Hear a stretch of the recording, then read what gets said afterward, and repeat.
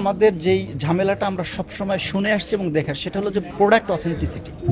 যখনই আমরা কোনো অনলাইন প্ল্যাটফর্মে দেখি যে খুব ভালো করছে, তখনই দেখা যায় ওইখানে একটা মহল কপি প্রোডাক্ট ঢুকায় দেয় এবং দেখা যায় যে এই কপি প্রোডাক্টটা যখন একজন দুইজন হতে একাধিক লোকের কাছে চলে যায়, তখন আসলে ওই বিজনেসের যে ফ্লোটা সেটা ওই কোম্পানিটা হারিয়ে ফেলে। সো ওই জায়গা থেকেই আমার কাছে মনে হচ্ছে যে সাস্টেইনটা তারা করতে পারছে না। প্রাথমিক পর্যায়ে এটা অবশ্যই আমাদের জন্য একটা চ্যালেঞ্জ হবে, কারণ এখন দেখা যায় যে ফেসবুকে, ইনস্টাগ্রামে অনেকে একটা অ্যাকাউন্ট থেকেই তারা এই মার্কেটিংটা করছে। কিন্তু আপনাকে দেখা গেছে যে অনেক ইন্টারন্যাশনাল ব্র্যান্ডের প্রোডাক্ট নিয়ে কাজ করতে হলে আপনাকে একটা শক্ত এবং একটা অথেন্টিক একটা প্ল্যাটফর্ম তৈরি করতে হবে, না হলে কিন্তু তারা আপনার সাথে কাজ করতে চাবে না। সো সেই জায়গা থেকে আমরা আসলে এই প্ল্যাটফর্মটাকে তৈরি করছি, যাতে ইন্টারন্যাশনাল ব্র্যান্ডগুলো তারা আমাদের সাথে কাজ করতে আগ্রহ প্রকাশ করে। বাংলাদেশ ওমেন্স এম্পাওয়ার নিয়ে আমরা কাজ করছি, যে আমাদের স্পেশালি যে সমস্ত জেলাতে, যে সমস্ত ডিস্ট্রিক্টে স্পেশাল হ্যান্ডিক্রাফট প্রোডাক্ট তৈরি হয়, তারপরে আমাদের পার্বত্য অঞ্চলে কিছু প্রোডাক্ট তৈরি হয়, সো সেইখান থেকেও আমরা চেষ্টা করব ওই অথেন্টিক প্রোডাক্টগুলো আমাদের প্ল্যাটফর্মের মাধ্যমে যেন সারা বাংলাদেশের কাস্টমারদের কাছে আমরা পৌঁছে দিতে পারি।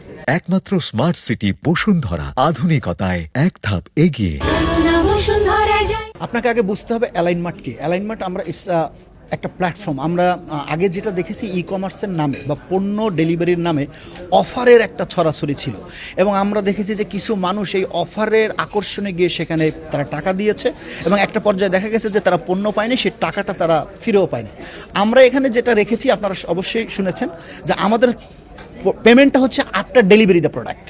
সো সেখানে ওই কোশ্চেনটাই আসতেছে না যে কাস্টমার কোনোভাবে এখান থেকে প্রতারিত হবে, কারণ আমরা পণ্য দেওয়ার আগে আমরা কোনো টাকা তাদের কাছ থেকে রিসিভ করছি না, এবং আমাদের সার্ভিসটাই হয়েছে আফটার পেমেন্ট। এবং যদি কোনো লোক প্রোডাক্টটা পেয়ে যদি তার পছন্দ নয়, সে ওইখান থেকে ইনস্ট্যান্ট রিটার্ন করে দিতে পারছে।